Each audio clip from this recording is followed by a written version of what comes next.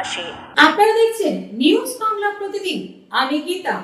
দেখে নেব আজকের হেডলাইন্স।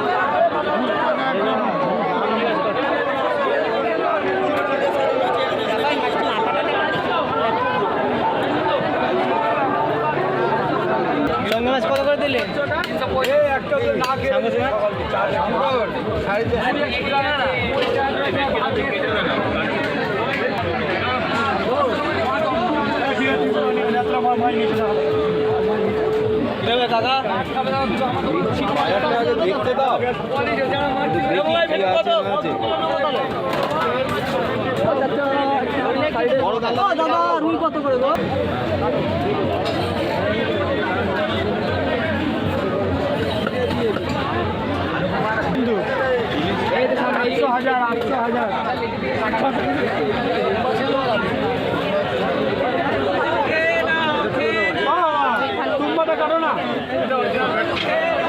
কাটা লাগবে আমার।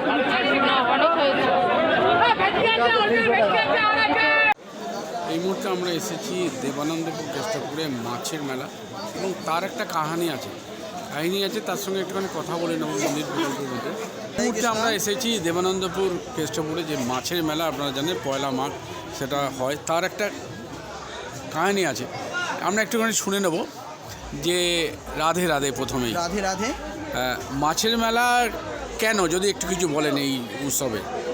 মাছের মেলা নয়, এটা হচ্ছে যে আপনার এটা এখন এই বর্তমান পরিস্থিতিতে এখন এটা মাছের মেলা বলেই সবাই প্রচলিত, সবাই জানে মাছের মেলা। কিন্তু না, আমাদের যে 6 গোসাই আছে, শ্রীরূপ সনাতন, ভট্ট রঘুনাথ, শ্রীজীব গোপাল ভট্ট, দাস রঘুনাথ, এই দাস রঘুনাথের এটা যে শ্রীপাঠ, এটা গোবর্ধন দাসের একমাত্র পুত্র, যার নাম রঘুনাথ দাস। সেই রঘুনাথ দাস গোস্বামী শ্রীপাঠ হচ্ছে এটা। এই রঘুনাথ দাস গোস্বামী শ্রীপাঠে এই যে মেলার আয়োজন করা হয়েছে, এটা হচ্ছে তার একটা মহা মহোৎসব। এখানে কীর্তন নামযজ্ঞ হয় সকাল থেকে সন্ধ্যা পর্যন্ত, এবং এখানে মেলা সেই উপলক্ষ করেই হয়। কিন্তু এই দাস রঘুনাথ হচ্ছে যাকে বাদ দিয়ে আমরা কোনো সময় কোনো নামযজ্ঞ করতে পারি না। কেমন এই নামযজ্ঞে 6 গোসাইয়ের জন্য 6টি আসন পাতা হয়, এবং তাতে তাদের আসনে সমস্ত সব কিছু গুছিয়ে সেখানে প্রোগ্রাম চালু করতে হবে। কেমন? তা এই যে দাস রঘুনাথ, এই দাস রঘুনাথের সামনে দর্শন করতে পারবেন। গোবর্ধন দাস বসে আছেন, তারই এখানে রয়েছেন তার সেবিত বিগ্রহ। এবং ইনি যখন এক সময় উনি যখন এই মহাপ্রভুর কাছে ছুটে চলে যান, অর্থাৎ চৈতন্য মহাপ্রভু যিনি নবদ্বীপে জন্মগ্রহণ করেছেন তার কাছে যখন ছুটে চলে যান তখন তিনি তাকে বলেছিলেন যে তুমি স্থির হও, অর্থাৎ হঠাৎ ভালোবাসা আসাটা ভালো না। ভালোবাসাটা যেমন স্থির আস্তে আস্তে যদি জন্মায় তাহলে সেই ভালোবাসাটা স্থায়ী হয়, আর হঠাৎ ভালোবাসা আসলে হঠাৎ ভালোবাসা নষ্ট হয়ে যায়।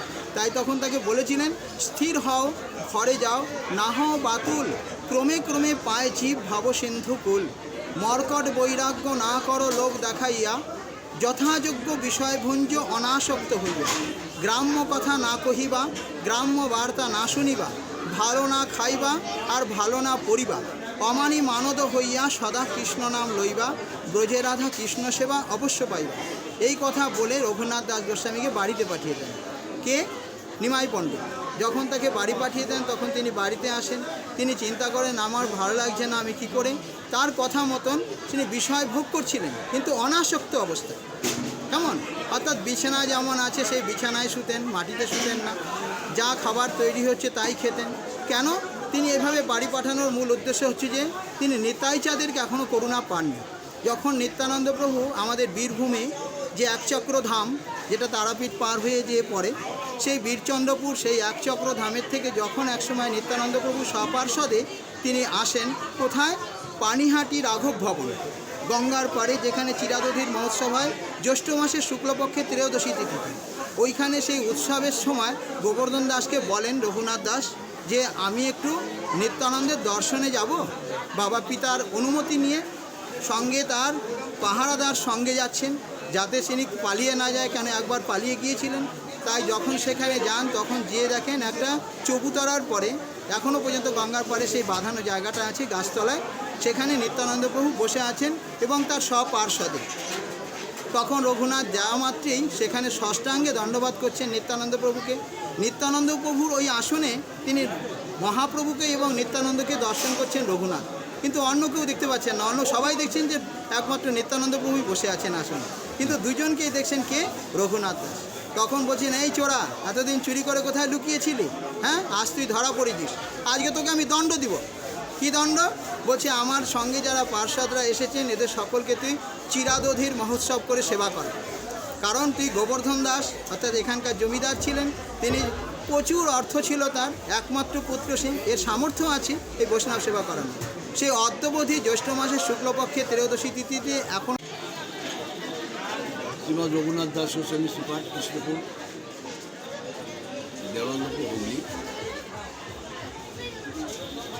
বিগত 519 বছর ধরে এই রঘুনাথ দাস গোস্বামী সুপারের উত্তরায়ণ করা হয়েছে। রঘুনাথ দাস গোস্বামী জমিদার বাড়ির ছেলে ছিলেন, বড় রাজার ঘরের ছেলে ছিলেন। বাবার নাম ছিল গোবর্ধন মজুমদার, জ্যাঠামশার নাম ছিল হিরণময় মজুমদার। উনি এই বাড়িতেই জন্মগ্রহণ করেছেন। 500-550 বছর আগেতে এনার বাড়ির থেকে রাজস্ব যেত এখনকার দিনেতে 12 লক্ষ টাকা দিয়ে দিতে হবে। আচ্ছা, এখানে হরিচাঁদের ছবি মূর্তি দেখা যাচ্ছে, কি বলবেন? হরিচাঁদ হ্যাঁ, হয়তো এখানে কেউ হয়তো সেবক, কেউ হয়তো তার ভক্ত, তাই জন্য তাকে আসনে রেখেছে। আচ্ছা বোঝা গেল? আচ্ছা, মাছের মেলাটা কেন এই উৎসব? না, মাছের মেলা সম্বন্ধে শাস্ত্রে কোনো বর্ণনা করেনি যে এখানে মাছের মেলা উপলক্ষ। বুঝলেন তো? যেহেতু মেলা হচ্ছে বলে মাছের। হ্যাঁ, এই মাছের মেলা নামে প্রচলিত। কেমন বলেন তো?